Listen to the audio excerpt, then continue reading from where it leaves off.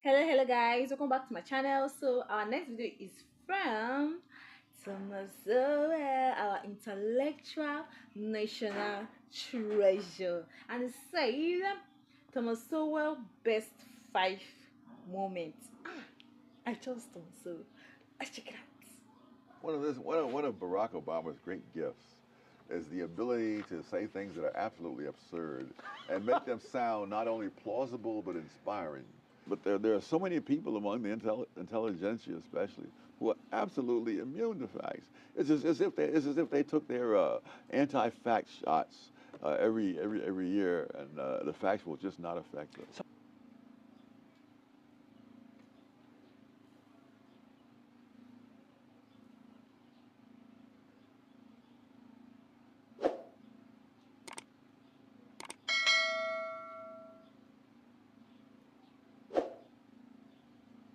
Well, guys, yeah, imagine how many lives will be saved and turned for better for worse if Thomas Sowell was the most popular in the media, in the whole wide world, in the black communities, in the white communities, in the White House, and so many. Oh my God!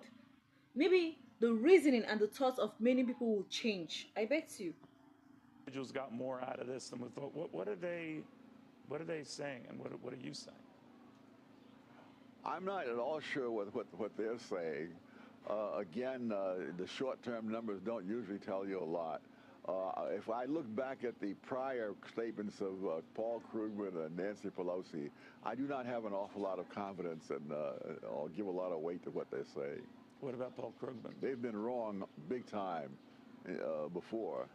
Yeah. What about Paul Krugman? Of course, he was never a fan of the deficit. He worried about that one adding to the deficit, not so much the $8.5 to $9 trillion in added spending that will be added to the deficit and debt over the years. But what did you make of it?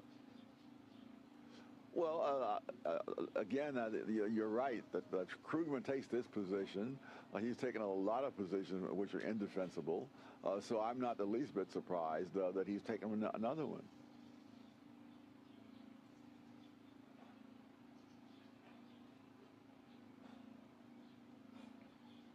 The fatal misstep of intellectuals is assuming that superior ability within a particular realm can be generalized to superior wisdom or morality overall. Chess grandmasters, musical prodigies, and others who are as remarkable within their respective specialties as intellectuals within theirs seldom make that mistake. Noam Chomsky, whom you write about in Intellectuals in Society, whose work in linguistics, in the first place, I can't understand it, but as best I can tell, everyone who understands his technical work within the field, within his discipline of linguistics, considers him one of the great figures of the 20th century. And his work in politics? Absurdity. The same could be said of Bertrand Russell and his landmark works on mathematics and other people in other fields, but they step outside their field. And when you step outside your level of specialty, sometimes that's like stepping off a cliff. And why is it that intellectuals, that is to say people whose end product is ideas, should succumb to that temptation more than, to use your example, a chess grandmaster? Because a chess grandmaster can be world famous for doing absolutely nothing more than winning chess tournaments and making displays, as many of them do, of playing 5 chess games simultaneously while blindfolded. But intellectuals, what? They languish in obscurity, no matter how smart. Well, the whole question of when is someone well known or not came up during the visit of Jim Flynn from New Zealand here a few years ago. He's one of the world's authorities on IQ tests. People, in India know about Jim Flynn. People in England, he made a world tour. But I doubt if the people in the next block from where he lives know who he is. If Noam Chomsky had just kept on staying in linguistics, neither of us probably would have ever heard of Noam Chomsky. He would have been just as famous around the world among linguists, but nobody else would have heard of him.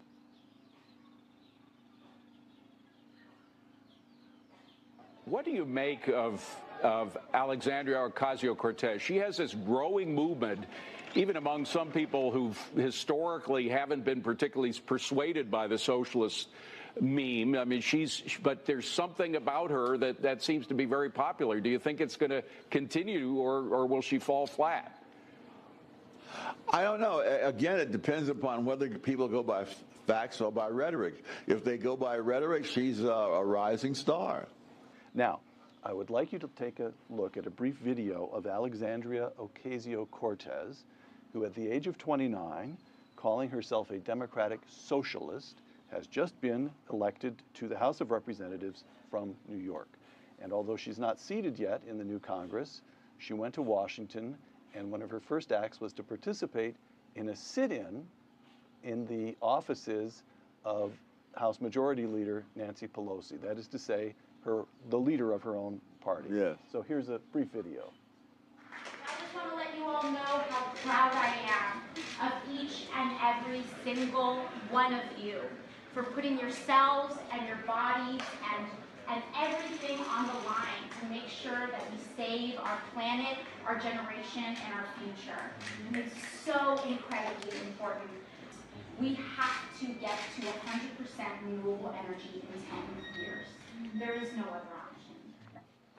Tom, to her supporters, to the supporters of Bernie Sanders, to young Americans, what would you say? I would say get some facts first. Know what you're talking about before you start spouting out this kind of stuff. A recent YouGov poll found that 19% of millennials, 1 in 5 young Americans, holds a favorable view of communism. Yes. Now let me quote one of these young millennials, a new member of Congress, Alexandria Ocasio-Cortez, who represents the Bronx, not all that far from where you grew up. Quote, "To me, capitalism is irredeemable." Close quote. Tom Sowell replies, To me, she's irredeemable. but to the, okay, so let's set Alexandria Ocasio-Cortez to one side. See, to me, guys, this is one of the most brilliant men we have had the privilege of being able to be educated by him. Like, guys, if you're not privileged, I'm privileged. And do you know the most funny thing? People around this man now will not take this man seriously. They won't even listen to him. They won't even lay low, to humble yourself, to really understand what this man is saying, to really put yourself together to get more knowledge from this man. But when I'm not praying for something to happen to him, but when maybe something happened to him, that's when you see them coming out, oh, Thomas Sowell this, Thomas Sowell that. Oh God, I pray Thomas Sowell will live longer, age, like he should live long, because the way this man is just so, this man, I don't actually really know his real age, and I know he's 90 something years, but if you do know his real age, do let me know in the comment section. But the way this man talks, the way this man speaks, God, I've never seen him walk. I wish I've seen a video of him walking on the streets, like to know if he's holding a staff or anything to support himself. But this man, oh my God, with the way he's talking, he's taking his time talking, he's intellectual, like I lack words to express how I feel about this man. But this man, Thomas Sowell, I'm so glad I came across him. People don't get wealth just because they're greedy. They get wealth because other people voluntarily pay them their money. And they voluntarily part with their money only because they're getting something that they consider worth it. So when President Obama says he wants to spread the wealth around, what he's saying is he wants to insert the government into voluntary transactions, which doesn't work. And it doesn't work for a very simple reason. Right. The people at the high end of the income scale don't just stand still to be sheared like sheep. They send their money overseas, as they're doing now. I was reading the other day about some company, that needs some money for expansion or whatever, and they have overseas branches. Now they're making that money overseas, but they're borrowing money here instead of bringing it home, and they don't bring it home because it'll be taxed to death if they bring it home. Now you keep raising the taxes, and they'll do more and more of their businesses overseas, and the jobs that are created will be created overseas.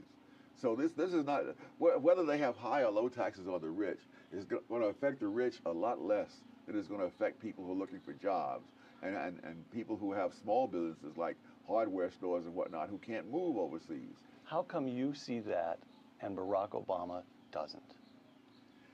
Oh my goodness! Well, his whole life has been spent among people who have an entirely different vision of the world. Different from ordinary Americans, different from you? Both. All right. And their vision, Well, for one thing, it tends to be a one-step vision. They don't say what are going to be the repercussions of this if I do this, and so they think that we shouldn't have tax cuts for the rich.